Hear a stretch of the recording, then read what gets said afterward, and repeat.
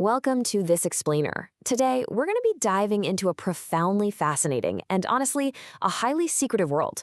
We're pulling back the curtain on the invisible behavioral infrastructure that literally watches our every move.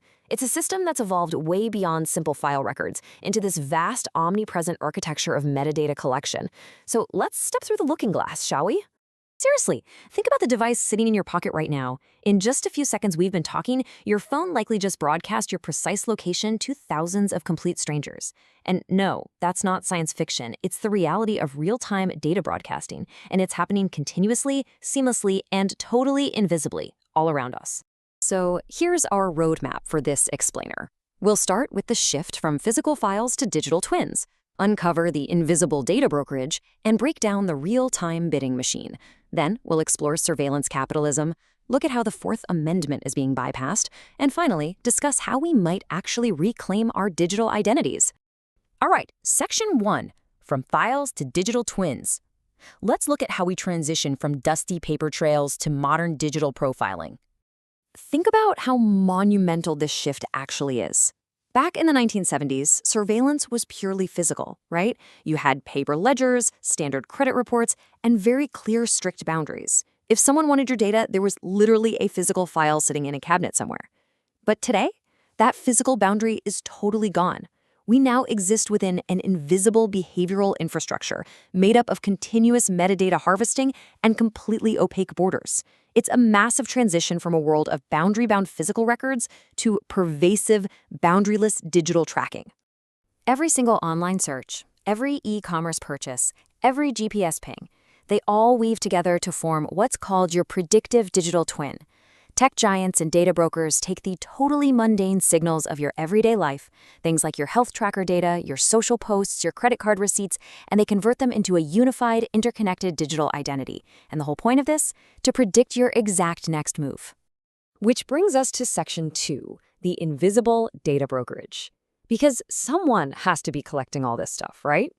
We are looking at a highly fragmented, multi-billion-dollar data broker ecosystem here. You have consumer giants aggregating your lifestyle profiles and financial history.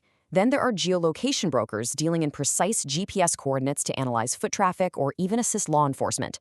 Ad tech focuses purely on your browsing history for behavioral targeting. And vehicle telematics brokers, they even commodify your driving behavior and onboard diagnostics to help price your car insurance. Basically, every single aspect of your life has a highly specialized broker. But remember, this isn't just abstract data floating in the cloud. It has immediate, real-world consequences. Data brokers engage in something called social sorting, which frequently ends up marginalizing vulnerable populations. Internal reports have actually highlighted demographic segments tagged with startling, frankly kind of wild terms like urban scramble, extra needy, or zero mobility. And these aren't just offensive labels. In documented cases, these specific categorical groupings were used to target financially vulnerable or low-income populations with highly predatory loan advertisements. Let's move to Section 3, the real-time bidding machine. This is the exact mechanism extracting your data thousands of times a day. Okay, let's break down a process that happens in literally milliseconds. It starts with a trigger. You visit a website or an app. Immediately, there is a broadcast. Your IP address, your exact location, and your interests are instantly packaged up into a bid request. Next comes the auction. This request is broadcast out to thousands of advertisers in real time. And finally, the harvesting. Here's the crazy part. Even if an advertiser doesn't win the right to show you an ad, they can still harvest your bid stream data. The system actually incentivizes apps to scrape you for as much personal data as humanly possible just to attract higher bids. To really anchor this abstract tech into a scary real-world reality, let's look at a company called Mobilewalla. The Federal Trade Commission actually had to take action against this data broker when they discovered they had collected data on over 1 billion people. And they got this primarily from those real-time ad auctions we just talked about, without ever actually placing a single ad. This harvested bidstream data was then reportedly used to track the highly sensitive locations of individuals, tracking everyone from political protesters to people visiting health clinics, all without their direct knowledge or consent. On to Section 4, the rise of surveillance capitalism. This is the economic engine driving our invisible architecture. Harvard professor Shoshana Zuboff popularized this incredible term, surveillance capitalism. It's essentially the unilateral claiming of private human experience as free raw material. Our everyday thoughts, our movements, our experiences, they're translated into behavioral data, computed and packaged into prediction products. These products are then sold into these massive behavioral futures markets to businesses who are willing to pay top dollar to know exactly what we are going to do next. This thought from Zuboff really captures the essence of the system perfectly. It's the metaphor of a giant one-way mirror. Tech platforms and data brokers monitor us secretly to build these futures markets. And we can't easily contest it because we generally have absolutely no way of knowing what's happening behind the glass. We just use their services, and in return, our lived experiences are systematically extracted. But here is the real kicker. The ultimate goal isn't just to sell you a pair of sneakers.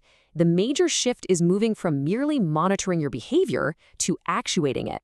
Drawing heavily on B.F. Skinner's behaviorism, these platforms use subliminal cues, unpredictable rewards, and massive-scale emotional contagion experiments to subtly herd you toward their most profitable outcomes. In a way, your future tense, your actual free will, is slowly eroded as your path gets algorithmically paved for you. Section 5. Bypassing the Fourth Amendment. This commercial architecture has some massive implications for law enforcement. So what we're seeing right now is a massive ad tech surveillance pipeline.